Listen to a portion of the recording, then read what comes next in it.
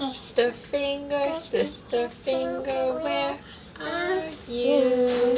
Here I am, here I am. Hazel's a typical toddler. She loves playing with princesses and getting beat up by her sister and pulling on the dog's tail and doing all the other things that kids like to do. Coloring, dancing, singing. Yes, she loves singing, that's for sure. Here I am, here I am. How do you do? Hazel was diagnosed with AML in August of 2015. Ava was 5 when she was diagnosed, and so there wasn't a lot that we could tell her about leukemia. You know, we made it very simple. It's some bad cells in your body that want to grow, and we're finding ways to make it stop. The current therapies out there for AML are not forgiving. You know, there's a lot of ravaging, of the body.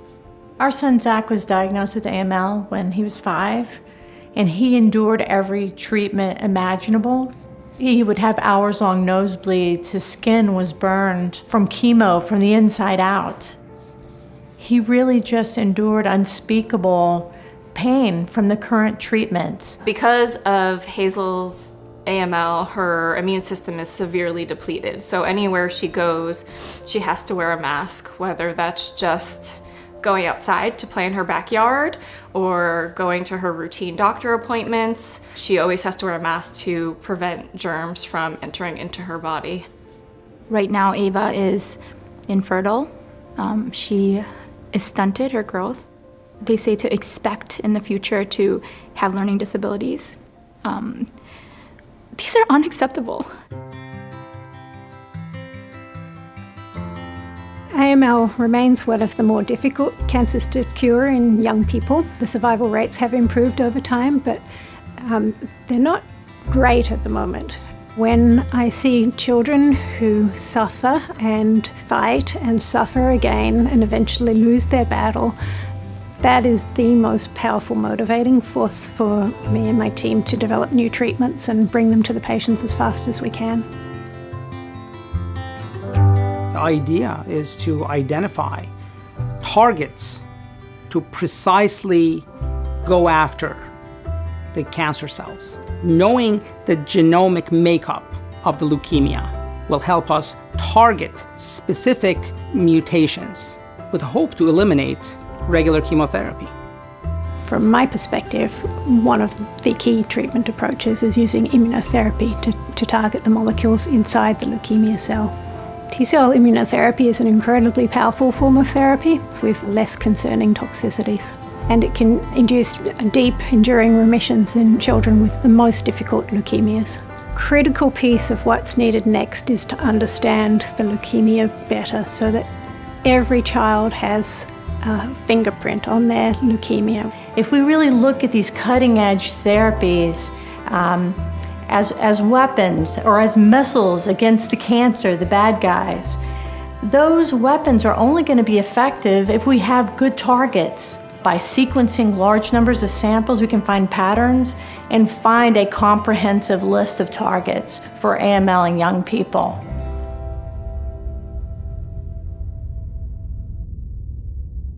What we have here is the largest repository of pediatric AML samples in the world. These are live cells from thousands of patients with AML who were treated in the past, many of whom are no longer here. But their samples hold the key to better treating our AML patients in the future. There was another conversation we had where just out of the blue she said, Mom, what would you do with my body if I died? And I said, Ava, what do you want me to do? And she said, is there a way you could make me into ashes? Because I'm really scared of the graveyard. And I said, yeah, baby, whatever you want. And I kept a straight face because I think as parents, we don't want them to see that we're scared or that we're hurting because we really want to protect them. But that's not a normal conversation that you have with your child either, seeing patients who are so significantly impacted by the disease, and seeing their families go through that. It's hard. At some point, it became more than a job. It became very personal. Yeah, I'm just really emotional these days because I think we're coming to the end of our journey, is kind of what we're being told, you know? I wish we had known about this sooner. I wish we knew about genomic testing sooner. Really, I wish we did. Because if we had known, maybe we would have saved her body all this trauma, her organs weakening, her laying in a bed right now with, potential kidney damage. If we had just known that there was a specific course we could have taken, maybe we'd be in a different spot. Maybe we wouldn't be looking at last days, but maybe we'd be looking at a whole future with her.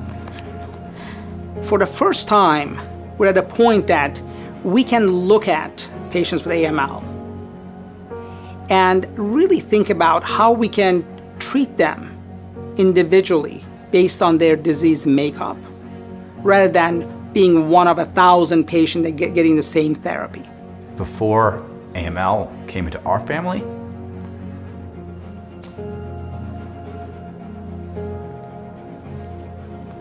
we didn't have sympathy for folks like that.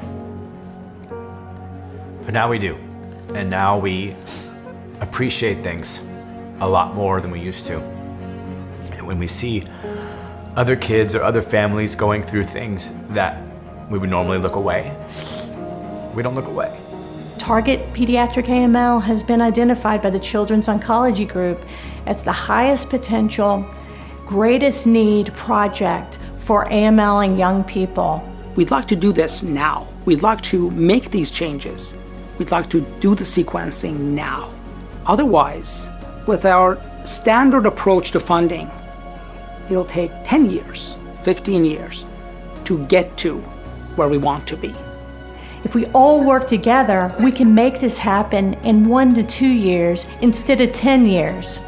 And this is really critical if we want these cutting-edge targeted therapies for our kids. Having these specific targeted therapies only makes sense. You want to preserve the body and yet give the most effective medication. And I think that, I hope to God that that is where we are headed next, and that that opportunity is available for every family that wants it, and every family knows that it's available. The child that's diagnosed tomorrow shouldn't have the same struggles that we've had today. And if we don't make a way to change that, then our story is a tragedy. I feel comforted in knowing that this journey, even though she's going through this hard time, that something will come out of it, that is bright, that does bring hope.